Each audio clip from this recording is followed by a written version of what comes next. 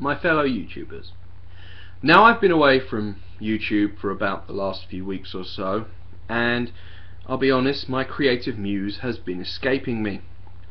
But I figured, hell, I'll go back to the well and I'll drag up an old punching bag.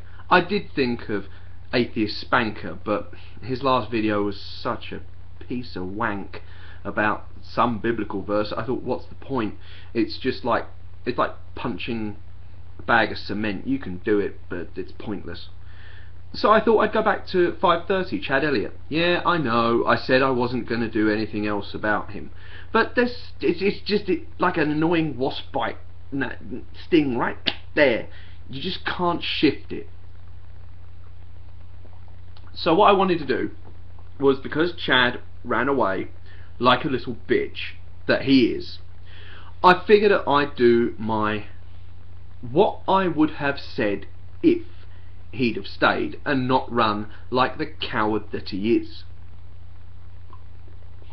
So here we go. Before we get into the argument proper though, I wanted to just clear a couple of things up. One, I'm still pissed that he called me an atheist. I'm a deist, so screw you, Chad. Secondly, the reason people consider your argument, Chad, to be an extension of the Kalam cosmological argument is because you use words like uncreated creator and the first cause of things, and those are parts of the Kalam cosmological argument.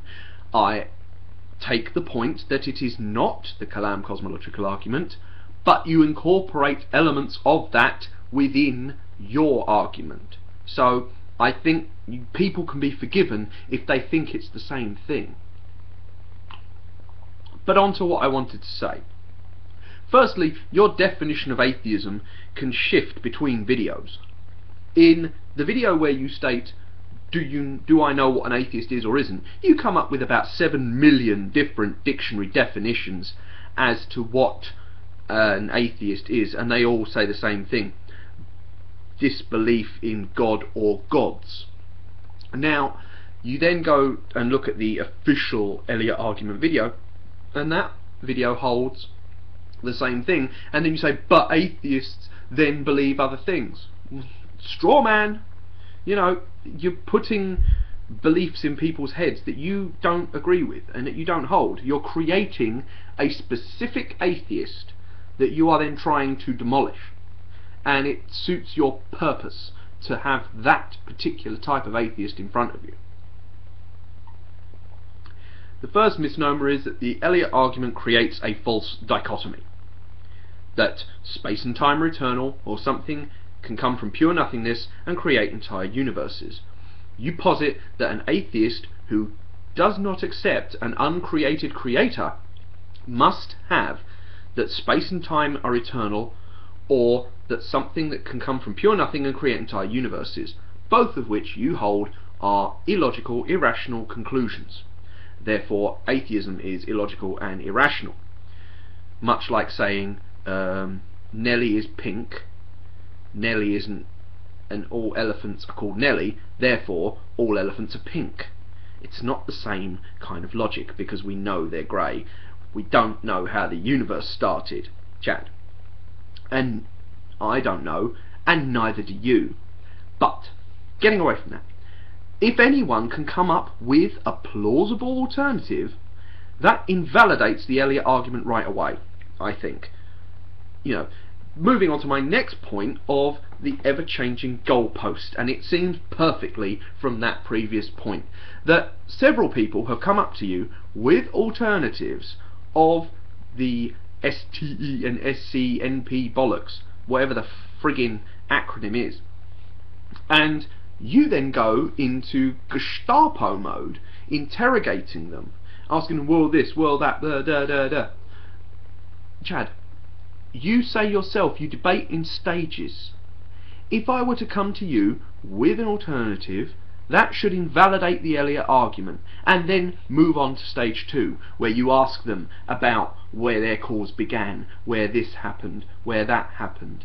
But it's not going to happen, and all of YouTube knows that that's not going to happen, because that doesn't go with the goalpost you've made, which you then shift to suit your own agenda. All anyone who's facing you should be able to do is render the Elliott argument invalid by saying there are more than two choices as to how the universe began, or how everything was caused, if there is indeed a cause, because one of the big faults is that you are looking at causation from a human viewpoint. Need I say more? Your argument is also wonderfully vague. Every time someone has come to you with something, you've found a way to wriggle out of it. The fact that people then argue, oh, this doesn't prove God. You go, well, it doesn't debate the validity of God. But you say it in such a weasel way. You say it in your video, if people draw the conclusion that there's a God or an uncreated creator from the Elliott argument, then that's fine. But that's your intent then. But for that argument, they would probably not believe in God. You know, you're talking to a lawyer here. I know all about weaselly little things. I've studied contract law where you weasel out things, and you're very good at it, Chad. Have you ever considered a career in law? Now, the fact is, you don't go for the difficult questions at the beginning. You like to play semantic word games and railroad atheists into a very awkward position. And it is an awkward position because you are trying to force them to accept two potentially irrational conclusions. Irrational from your point of view, of course. But you don't sit there and say that you're targeting all atheists. You target a very specific atheist. If you're going to destroy atheism, it should destroy all atheists, not just the atheists you've outlined in that particular argument. And finally, there's the very logical fallacy of the conclusion. If we are to take the very fact that the Elliott argument stands and its entirety is valid, it does nothing to prove that an uncreated creator started the universe. It proves the concept as well. At most generous point, it proves the concept. It does nothing to prove existence. And much like the theory of intelligent design, Chad, refuting a theory does nothing to prove yours. If you refute evolution, you must then prove intelligent design. Just as if you're going to refute atheism, you must then prove uncreated creator. And you can wriggle the burden of proof as much as you like, Captain Slap Happy.